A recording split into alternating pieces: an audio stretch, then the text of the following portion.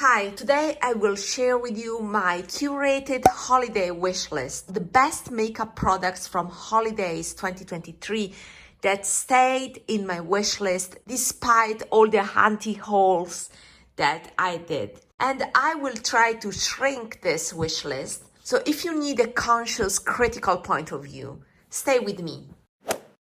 The first things that I love are items from the Bobbi Brown holiday collection. And I know it's for the packaging. It reminds me a bit of Art Deco again, and that is a sweet spot, my weakness, and I'm aware I want things from the packaging. I'm especially attracted towards the trios. So there's a blush, highlight, bronzer, and 3 duos in the Luxe formula. And the trio as well is in the Baked Gelée formula. So I know it's a great formula, but I recently purchased this palette, this one, from the Moonstone Glow collection, and it's the same concept. And I've seen, and I recommend watching Lexi Young video. She showed that one of the duo that has a pinkish matte and a pinkish shimmer. To be honest, the pinkish matte is exactly like this, is exactly this color. So let me swatch it here. You notice one thing, that my palette that I purchased from Look Fantastic, is original. It's not pigmented. The color doesn't show up on my skin. And that's what I want to say. This for me was a fail. Mattes have very low pigmentation. Now you can see it, but it took a lot of layers to get this pigment. And Lexi showed that this is exactly that matte pinkish color. The other color in the duo, the shimmery pink, is not so pigmented. So once on your eyes, it will be just a straight shimmer. And I would say that this color is close enough. So practically, this duo will give you the same exact look that you would get with that duo. So unless it's a gift, if you own this palette, you practically have that duo. Such a common duo that I tried it yesterday and it was so plain. Nothing special, so that duo is a no. And then there are other 2 duos. So my favorite out of the 3 duos is the second one, the one with the brown and that bronzy gold. But again, it's such a common pairing. And I also like this one, but I practically have it already. I should remove these items from the wish list, although they are so pretty. The packaging is pretty, but let's face it, I don't want to pay premium prices for a piece of plastic. You get the point. Then Valentino holiday collection. Last year, the holiday collection was this one with studs on black packaging. And now this year, there are again studs on white packaging. I'm eyeing a blush that is Rosa Emozione. I think it's number 3. It's a permanent shade, but re-promoted in this holiday packaging. That blush I tried in the past at the counter, and it's one of my favorite because it's cool toned, it has a lavender hue, and the formula by Valentino is great. It's the closest to the Suku melting powder. This is a face powder that is great as well.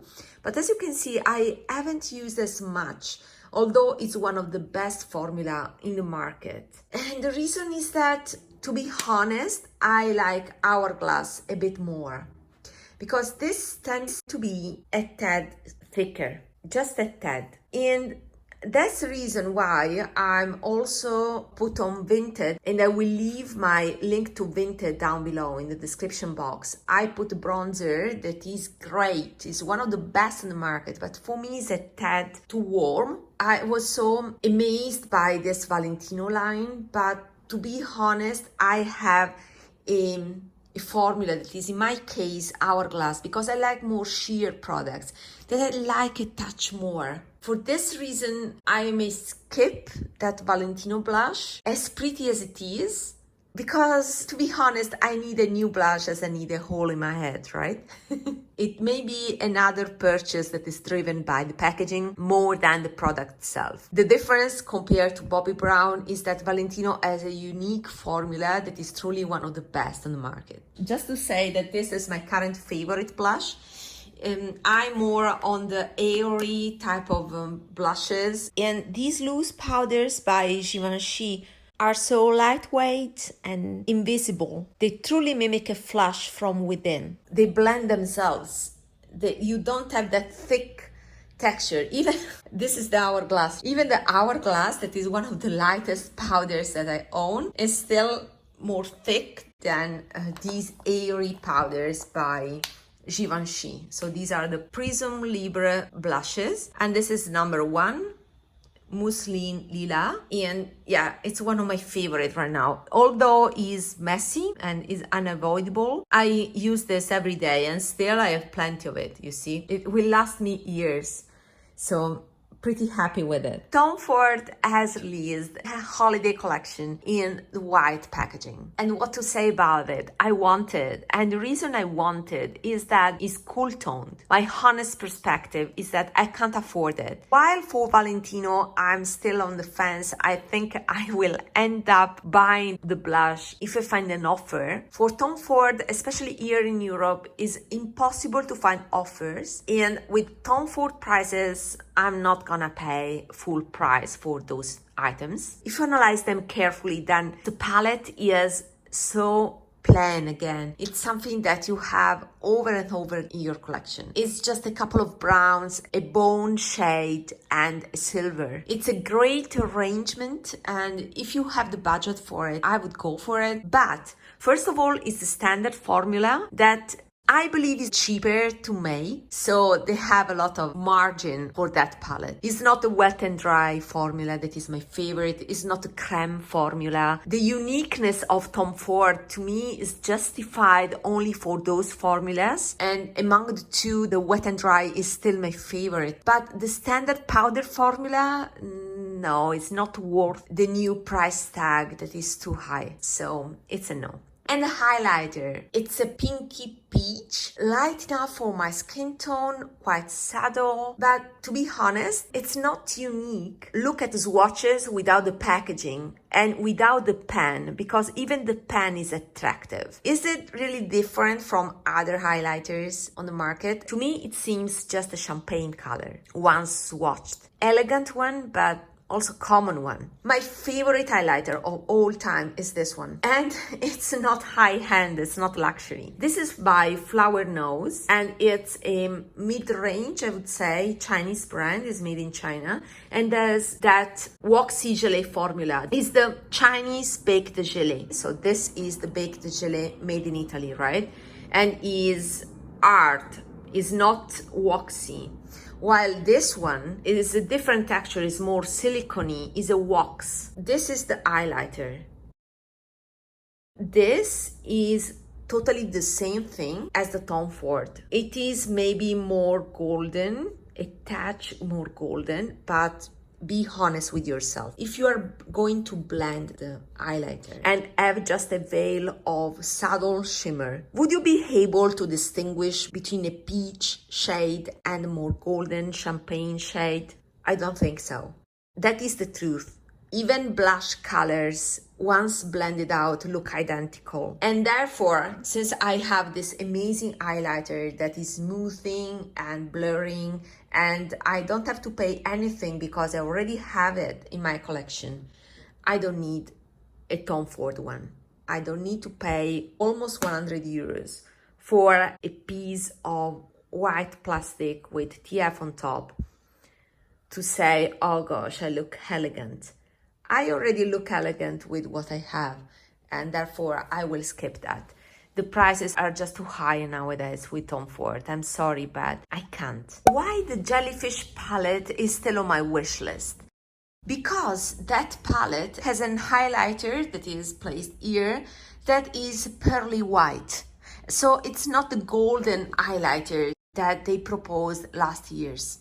It's the first time they provide us a pearly cool toned highlighter. And then there are two powders that are exactly these two ones. So the Ethereal Light, that is my favorite, and Diffuse Light, that is the yellowish one. If you notice carefully the layout of the Jellyfish palette, there's a finishing powder on top of the bronzer, so it would be useful to tone it down. And there's also a finishing powder next to each blush, and that would be also so useful to tone the blush down if you over apply it. I like the combo of finishing powder plus blush. There's this layout also in the Jellyfish palette without the necessity to, depot and rearrange as I did with these palettes. That Jellyfish palette has three main advantages. My favorite finishing powders, but to be honest, I already own them. A cool tone highlighter and the layout that is perfect. The disadvantages are that I already own the two finishing powders, so I would have repeats. And the bronzer in that Jellyfish palette is too orange. It's still too warm toned. In this case, I could accept it. Also, this one is quite warm toned. You see how orange it is? But here, I place it next to this is the dim light that is a bit pinkish. The combo is perfect.